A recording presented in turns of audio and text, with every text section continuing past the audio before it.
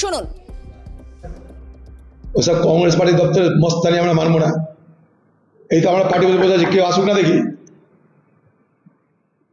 রাহুল গান্ধীর আক্রমণের মুখে বিজেপি পার্টি আজকে কোনো জবাব দিতে না পেরে উল্টে বদনাম করছে। রাহুল গান্ধী কাউকে গাল দিয়েছে?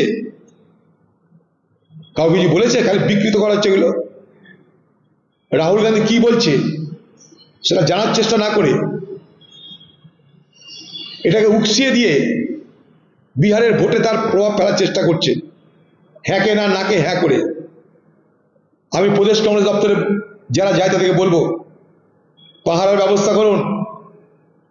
আর যে মস্তান বিজেপির এইসব করেছে তাদেরকে পুলিশ গ্রেপ্তার না করা পর্যন্ত কলকাতার বুকে আন্দোলন চলতে থাক। প্রদেশ দপ্তর আমাদের সকলের পরিচয়। প্রদেশ দপ্তর পশ্চিমবঙ্গের কংগ্রেস কর্মীদের অস্তিত্বের ঠিকানা, আমাদের পরিচয়ের ঠিকানা, আমাদের সংগ্রামের ঠিকানা, আমাদের রাজনীতির ঠিকানা।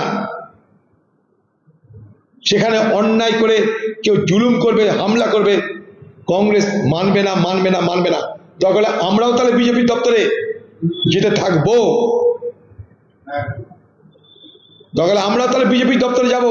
বিজেপি পার্টিকে পশ্চিমবঙ্গে সতর্ক হতে হবে, একতরফা কিছু হবে না বাংলায়।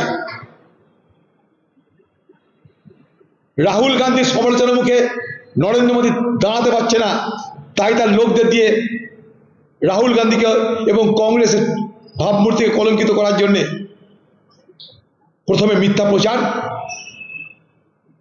তারপর গুন্ডামি রাস্তা তারা ধারণ করেছে, আমরা মানছি।